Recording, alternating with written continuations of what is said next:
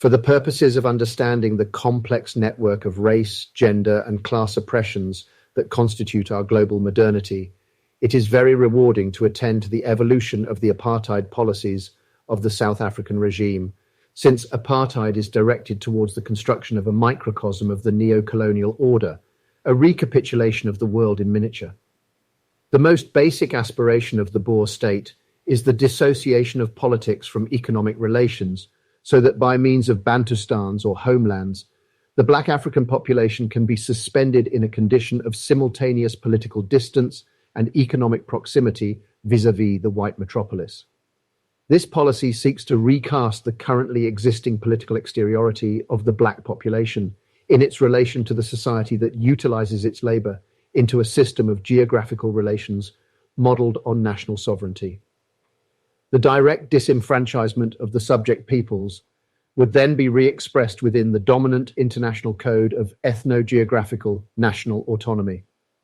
World opinion discriminates between the relation South African whites have to the blacks they employ and the relation North American whites, for instance, have to the third world labor force they employ, directly or indirectly, because it acknowledges an indissoluble claim upon the entire South African landmass by a population sharing an internationally recognized national identity.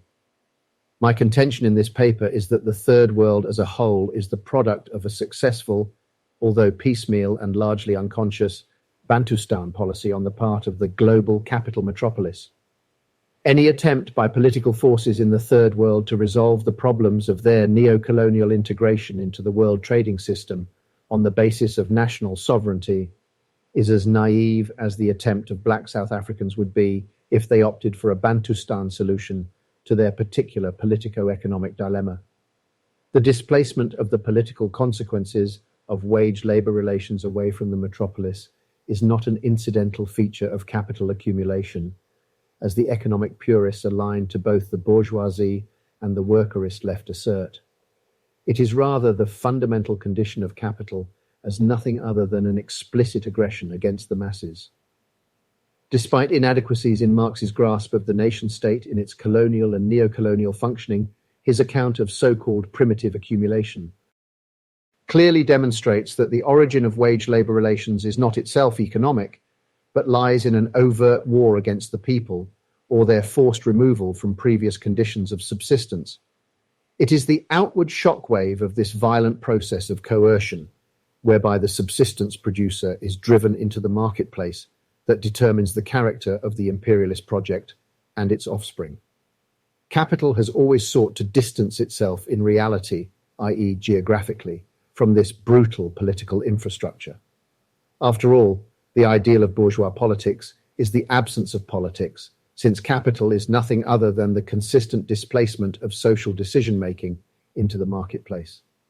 But this ideal of total depoliticization, or the absolute annihilation of resistance to market relations, is an impossible megalomaniac fantasy, and Marx's contention that labor trading at its natural price in an undistorted market, equal to the cost of its reproduction, will tend strongly to express an equally natural political refusal of the market, continues to haunt the global bourgeoisie. The only practical option available to the rulers of capitalist societies has lain in the global disaggregation of the political system, accompanied by a regional distortion of the world labor trading system in favor of the working classes in the metropolitan regions, welfare capitalism. This is why a deep complicity has continued to exist between the form of the nation-state as international political agent and an economic order based upon the commodification of labor. Since it is of systematic necessity that the economic conditions of an undistorted labor market is accompanied by political crisis, the world order functions as an integrated process based upon the flow of market-priced labor into the metropolis from the third world on the basis of the economic form of capital production, and the export of political instability to the third world from the metropolis on the basis of the political form of autonomous national sovereignty. The global labor market is easily interpreted, therefore, as a sustained demographic disaster that is systematically displaced away from the political institutions of the metropolis. This process of displacement, which is the ultimate base or infrastructure of capital accumulation, is dependent upon those issues of kinships or marriage organization, the sexual economy of gender and race, which Marxists have often tended to consider as surface features of an underlying mode of production. In this paper, I shall argue that with the philosophy of Immanuel Kant, Western cultural history culminates in a self-reflecting bourgeois civilization, because his thought of synthesis, or relation to alterity, and also the strangulation of this thought within his system, captures modernity as a problem. But the modernity thus symptomized by its philosophical exposition is not primarily the penultimate phase of a dialectic of society and production. It is rather the necessity that historically itself, expansionary social and economic development or synthesis, compromises with a profound continuity whose basic aspects are on the one hand patrilineal descent, and on the other a formal logic of identity that was already concluded in its essentials by Aristotle. These two aspects, the genealogical and the logical, are functions of a position of abstract masculine subjectivity coincident with the patronymic. This position is the proto-cultural fundament of everything that is able to count as the same. The tradition is thus rooted in a communication between culture and population, whose medium is the stability, identity of the male line.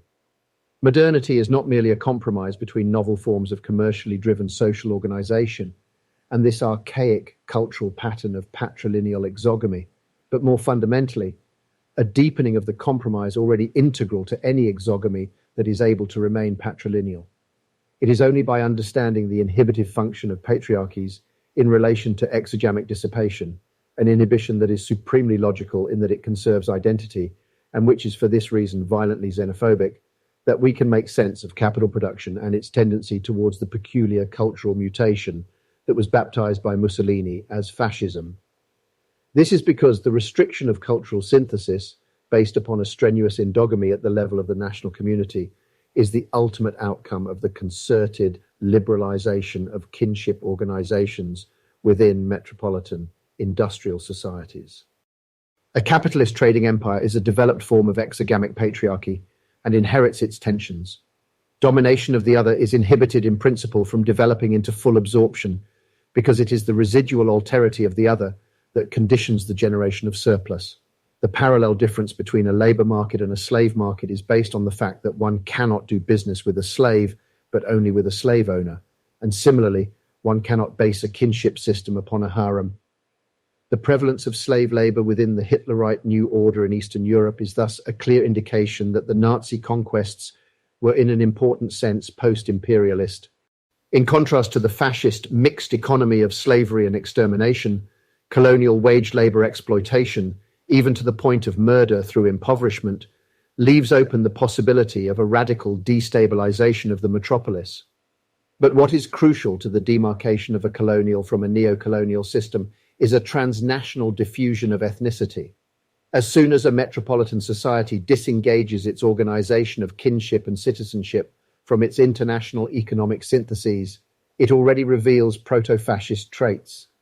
And on this basis, it is easy to see that the radical aspect to the colonial project, the explosion of national identity and the dissipation of metropolitan transcendence, was strangled at birth within Western history, with the emergence of Judeo-Christian race theories.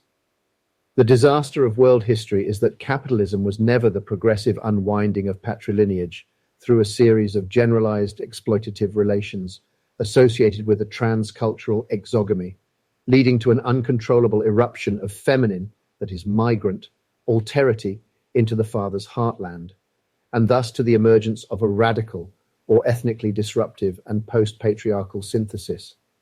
Instead, kinship and trade were systematically isolated from each other, so that the internationalization of the economy was coupled with an entrenchment of xenophobic, nationalistic kinship practices, maintaining a concentration of political and economic power within an isolated and geographically sedentary ethnic stock.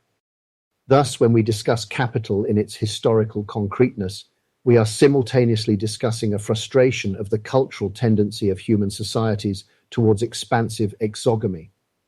Capital is the point at which a culture refuses the possibility, which it has itself engendered, of pushing the prohibition of incest towards its limit. I want to touch upon this condition of modernity, which can be awkwardly described as patriarchal neo-colonial capital accumulation, but which I shall come to name inhibited synthesis, not as a historian or a political theorist, but as a philosopher. The philosophical task in relation to modernity is that of delineating and challenging the type of thinking which characterizes it. But what we are to understand as thinking is not at all clear in advance. Indeed, the very thought of the in advance, which Kant called the a priori, is itself the predominant trait of our contemporary reason. Western societies departed from the stagnant theocracies of the Middle Ages through a series of more or less violent convulsions that have engendered an explosive possibility of novelty on earth. But these same societies simultaneously shackled this new history by systematically compromising it.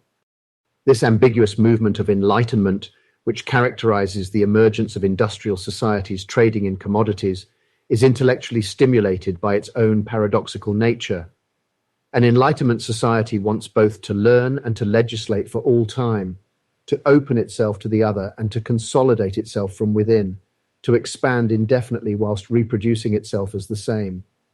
Its ultimate dream is to grow whilst remaining identical to what it was, to touch the other without vulnerability. Where the European ancient regime was parochial and insular, modernity is appropriative. It lives in a profound but uneasy relation to an outside that both attracts and repels it, a relation that it precariously resolves within itself on the basis of exploitation or interaction from a position of unilateral mastery. I think it is likely that the volatile mixture of hatred and desire that typifies an exploitative culture bears comparison with the psychology of rape. The paradox of enlightenment, then, is an attempt to fix a stable relation with what is radically other, since insofar as the other is rigidly positioned within a relation, it is no longer fully other. If before encountering otherness we already know what its relation to us will be, we have obliterated it in advance. And this brutal denial is the effective implication of the thought of the a priori, since if our certainties come to us without reference to otherness, we have already torn out the tongue of alterity before entering into relation with it. This aggressive logical absurdity, the absurdity of logic itself, reaches its zenith in the philosophy of Kant, whose basic problem was to find an account for the possibility of what he termed synthetic a priori knowledge, which is knowledge that is both given in advance by ourselves and yet adds to what we know. As we have seen, this problem is the same as that of accounting for the possibility of modernity or enlightenment, which is to say, of the inhibited encounter with alterity. Modern philosophy between René Descartes and Immanuel Kant is usually retrospectively understood in terms of the two basic tendencies which we refer to as empiricism and rationalism. No philosopher was a perfect and consistent exemplar of either of these tendencies, but the exponents of each tended to become increasingly radical in one direction or the other. By the time Kant wrote his first great critique, the Critique of Pure Reason, he was able to take the writings of David Hume as definitive for empirical thought, and those of Gottfried Wilhelm Leibniz as definitive for rationalism. He took the basic argument of the empiricists to be that knowledge is synthetic and a posteriori, meaning that it takes the form of an addition to what is inherent to reason, and thus follows from experience or an encounter with what is outside ourselves. In contrast to this, he saw the rationalist to be Immanuel Kant, the Critique of Pure Reason, arguing that knowledge is characteristically analytic and a priori, meaning that it is derived from what is already inherent to reason, and thus anticipates experience by constructing systems of logical deduction from basic axioms. Knowledge is analytic or synthetic depending on whether its source is intrinsic or extrinsic to the faculty of reason, and a priori or a posteriori depending on whether it precedes or succeeds the contact with sensation or with what is outside reason. It is with these pairs of concepts, the analytic-synthetic couple and the a priori a posteriori couple, that Kant determines the structure of his own thinking in relation to that of his recent predecessors. Kant thought that both empiricist and rationalist philosophers had accepted the simple alignment of the synthetic with the a posteriori and of the analytic with the a priori. This is to say, the relation between these couples had seemed to be itself analytic, so that to speak of analytic, a priori judgments would add nothing to the concept of the analytic, or in other words, an analysis of the concept analytic would yield the concept of the a priori as already implicit within it. This assumption was not accepted by Kant, who realigned the two pairs of concepts in a perpendicular fashion to form a grid, thus yielding four permutations. He granted the elimination of any analytic a posteriori knowledge, but clung doggedly to the possibility of knowledge that would be both synthetic and a priori. This new conception of knowledge was relevant to an object that had not previously been formulated, the conditions of experience. Kant described his Copernican revolution in philosophy as a shift from the question, what must the mind be like in order to know, to the question, what must objects be like in order to be known? The answers to this latter question would provide a body of synthetic a priori knowledge, telling us about experience without being derived from experience. It would justify the emergence of knowledge that was both new and timelessly certain, grounding the Enlightenment culture of a civilization confronting an ambiguous dependence upon novelty. Because a developed knowledge of the conditions of experience presupposes a relation to the outside, it is synthetic and not analytic, but because it concerns the pure form of the relation as such, and not the sensory material involved in the relation, it is a priori and not a posteriori. It is solely concerned with the forms of appearance, or the unchanging manner in which things must be if they are to be for us. Kant calls this pure form of synthesis transcendental, and opposes it to the inconstant content of synthesis with which the empiricists had been concerned, and which he calls empirical. Kant's object is thus the universal form of the relation to alterity, that which must of necessity be the same in the other in order for it to appear to us. This universal form is that which is necessary for anything to be on offer for experience. It is the exchange value that first allows a thing to be marketed to the Enlightenment mind. Between medieval scholasticism and Kant, Western reason moves from a parochial economy to a system in which, abandoning the project of repressing the traffic with alterity, one resolves instead to control the system of trade.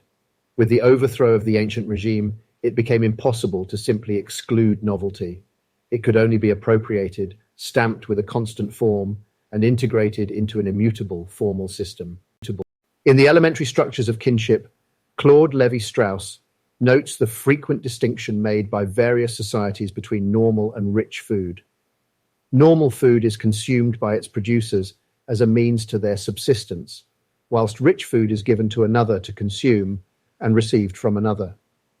This is not primarily based upon a differentiation of social classes within a system of production, but rather upon a differentiation between tribes or separate systems of production. The difference between rich food and normal food maps onto the difference between filiation, relation by blood, and alliance, relation by marriage.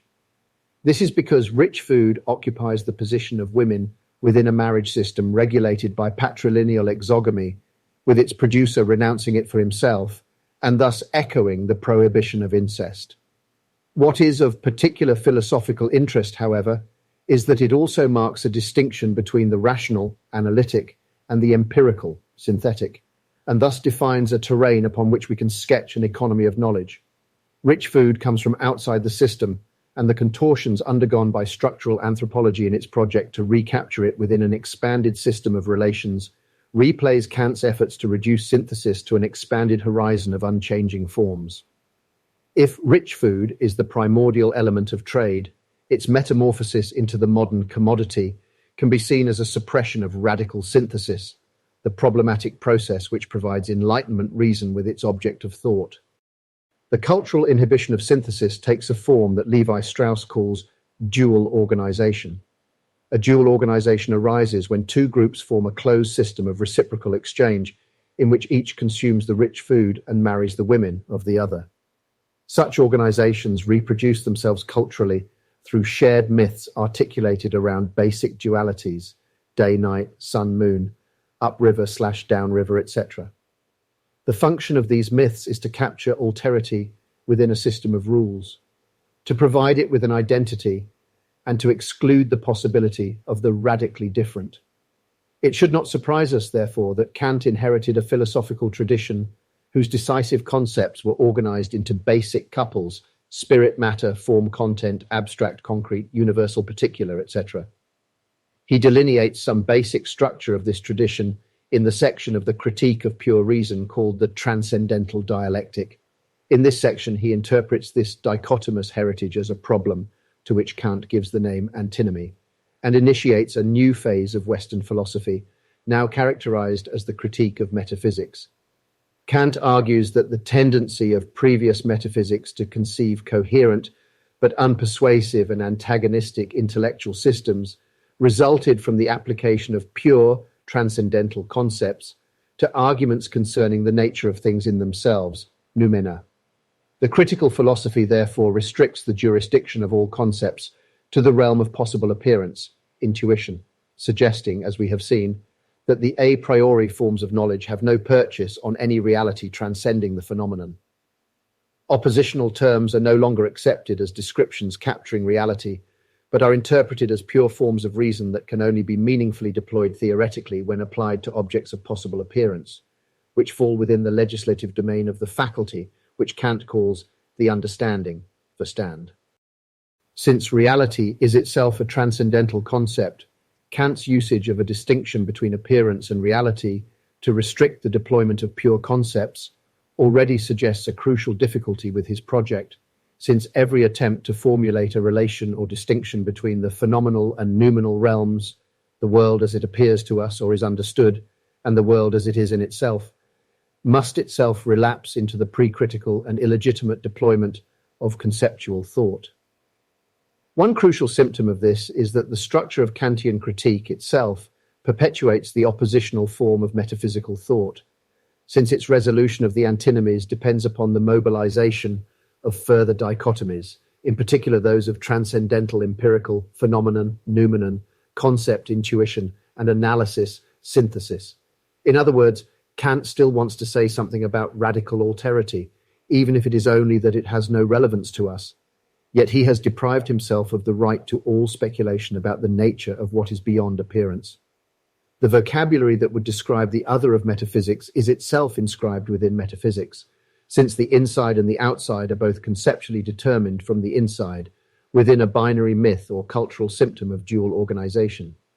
It is thus the inhibition of synthesis, the delimitation of alterity in advance, that sets up the modern form of the ontological question: how do we know that matter exists? That the very existence of materiality is problematic for Enlightenment thought is symptomatic of the colonial trading systems that correspond to it. Alterity cannot be registered unless it can be inscribed within the system, according to the interconnected axes of exchange value, price, and the patronymic, or, in other words, as a commodity with an owner. What falls outside this recognized form is everything that resists commodification, the primordial independence that antedates the constitution of the destituted proletarian. As I have suggested, this inchoate mass of more or less explicit resistance to capital is isolated outside the metropolis by a combination of automatic economic processes, the concentration of poverty, and restrictive kinship practices. Modern capital has therefore brought about a fundamental dislocation between filiation and alliance by simultaneously deregulating alliance and abstracting it from all kinship implications. The primordial anthropological bond between marriage and trade is dissolved in order that capital can ethnically and geographically quarantine its consequences from itself. The question of racism, which arises under patriarchal capital as the default of a global trade in women, a parochialism in the system of misogynistic violence, the non-emergence of a transcultural exogamy, is thus more complex than it might seem, and is bound in profound but often paradoxical ways to the functioning of patriarchy and capital. Systematic racism is a sign that class positions within the general transnational economy are being distributed on a racial basis, which implies an effective, if not a juridical, apartheid. Kant was able to remain bourgeois without overtly promoting racism only because he also remained an idealist, or in other words, a Christian, a cunning Christian, as Nietzsche calls him, and identified universality with ideality rather than with power. Kant's economy of the concept, which is the assimilation of experience into a system of exchange values, is irresistible in principle, and thus does not recognize a problem of rebellion. It is only with the implicit recognition of the need for a systematic evacuation of rebellion from the metropolis by means of a geographically distorted labour market that racism arises in its contemporary form, which is ultimately that of a restricted franchise on a national basis over the political management of the global means of production. It is no longer a question of taxation without representation, except by means of interest payments, but rather of a metropolitan capital seeking to abstract itself from all political reference, becoming offshore, although not to the extent that it loses its geopolitical condition of existence, the US war machine.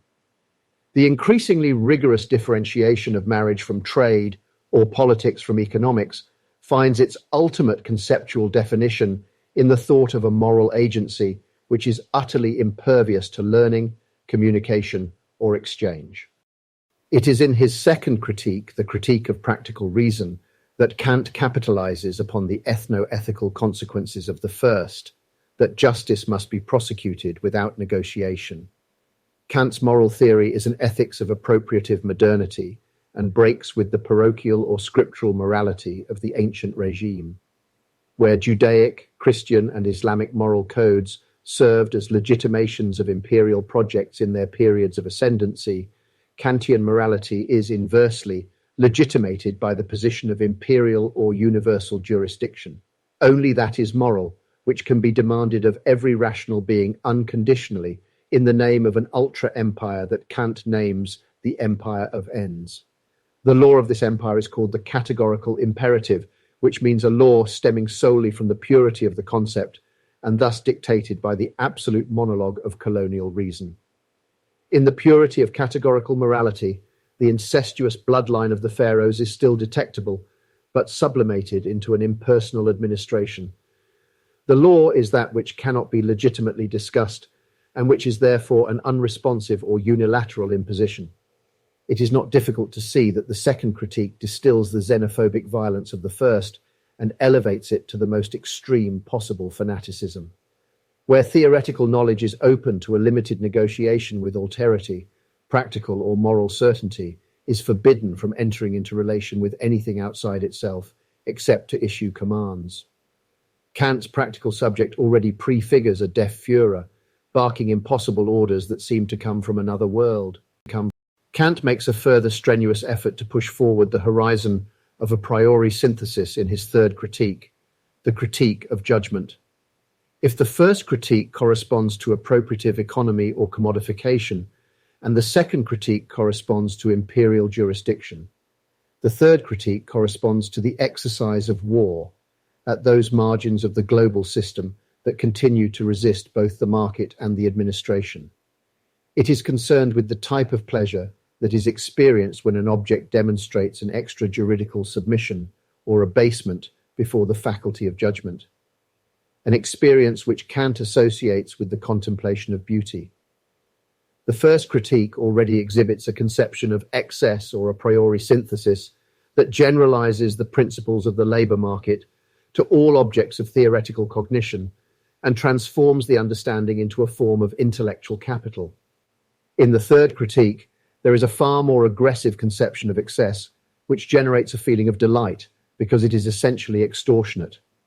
This excess is not a surplus of certainty stemming from dimensions of objectivity, possessed in advance of intuition and thus by right, but rather a surplus of purchase upon the object. Kant argues that we have no transcendental right to expect natural laws to be sufficiently homogeneous for us to grasp.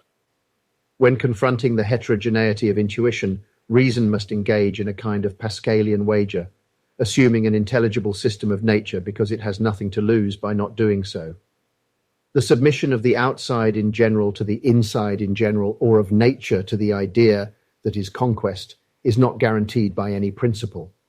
The capitalist feels a neutral satisfaction in the production of normal profits, but the conqueror feels exultation in the attainment of victory, precisely because there was no reason to expect it. Kant's advice to the imperial war machine in his third critique can be summarized as this: treat all resistance as if it were less than you might justifiably fear. The critique of judgment thus projects the global victory of capitalized reason as pure and exuberant ambition. The only possible politics of purity is fascism, or a militant activism rooted in the inhibitory and exclusive dimensions of a metropolitanism. Racism, as a regulated, automatic, and indefinitely suspended process of genocide, as opposed to the hysterical and unsustainable genocide of the Nazis, is the real condition of persistence for a global economic system that is dependent upon an aggregate price of labor approximating to the cost of its bare subsistence, and therefore upon an expanding pool of labor power which must be constantly stimulated into this market by an annihilating poverty. If fascism is evaded in metropolitan societies, it is only because a chronic passive genocide trails in the wake of capital and commodity markets as they displace themselves around the third world, disciplining the labor market and ensuring that basic commodity prices are not high enough to distribute capital back into primary producer societies. The forces most unambiguously antagonistic to this grotesque process are exogamic, or less humanistically, exotropic. The synthetic energies that condition all surplus value and yet coexist with capital only under repression. A radical international socialism would not be a socialist ideology generalized beyond its culture of origin, but a program of collectivity or unrestrained synthesis that springs from the theoretical and libidinal dissolution of national totality. To get to a world without nations would in itself guarantee the achievement of all immediately post-capitalist social and economic goals. It is this revolutionary requirement for a spontaneously homeless subversion that gives an urgency to certain possibilities of feminist politics, since the erasure of matrilineal genealogy within the patriarchal machine means that fascisizing valorizations of ancestry have no final purchase on the feminine subject.